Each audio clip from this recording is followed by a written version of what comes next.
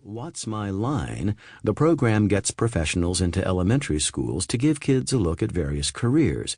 Basically, it's 20 questions.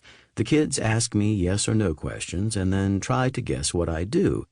Only one class has ever guessed correctly. I guess I shouldn't be shocked. A funeral director is a hidden professional, only consulted when there is a need. Death isn't convenient in our culture. In fact, it represents a failure to our scientific/medical-oriented society. No wonder kids don't want to be funeral directors when they grow up. They don't even know the profession exists. Sure, undertakers sponsor Little League teams, advertise in the local paper, and may support a local channel, but that's typical of the press we get. Purchased press. When we do get national press, it always seems to be negative. America is a death-denying, death-defying culture, and the media reflects that.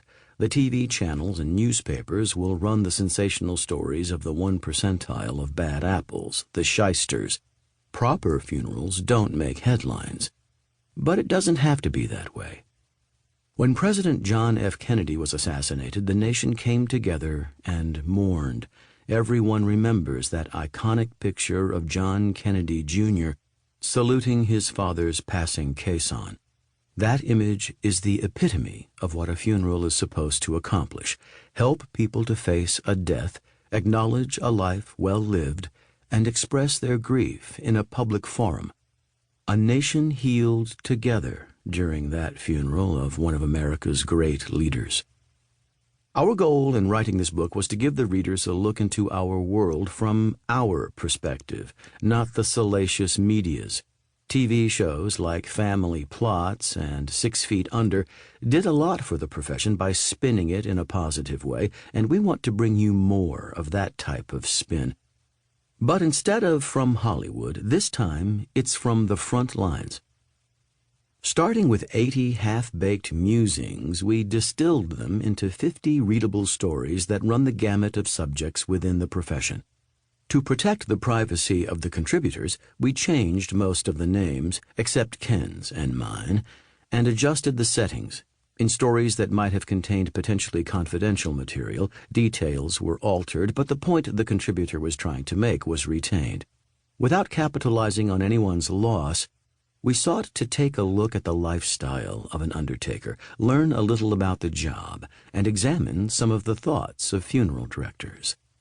The stories range from humorous to poignant. Now, you may ask, how can any aspect of that job be humorous?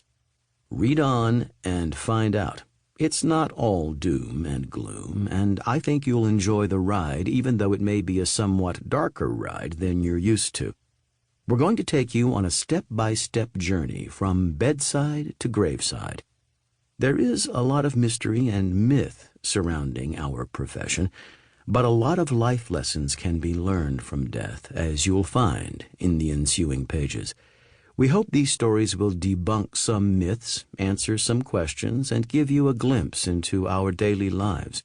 While no means all-inclusive or applicable to the entire profession, we think these anecdotes are an interesting, informative cross-section of the job. Enjoy. Part 1. First Calls and Removals.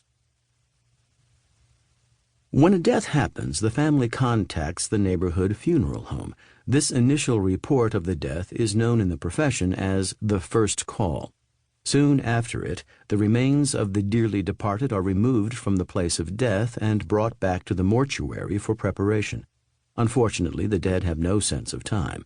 They pass from this life to eternity at all hours of the day and night. And we, the undertakers, are often summoned out of deep sleep, away from the dinner table, and out of the shower, sometimes in bitterly cold weather, to perform the removal. When we start in this business, we generally exchange an apprenticeship for being on call for the firm. Consequently, the apprentice is usually the one to take the first call and make the removal. The apprentice can sometimes have a difficult job. Depending on the company, the hours can be long and relentless. But as in every other business, you have to start at the bottom. Typically, as you'll see illustrated in several stories throughout the book,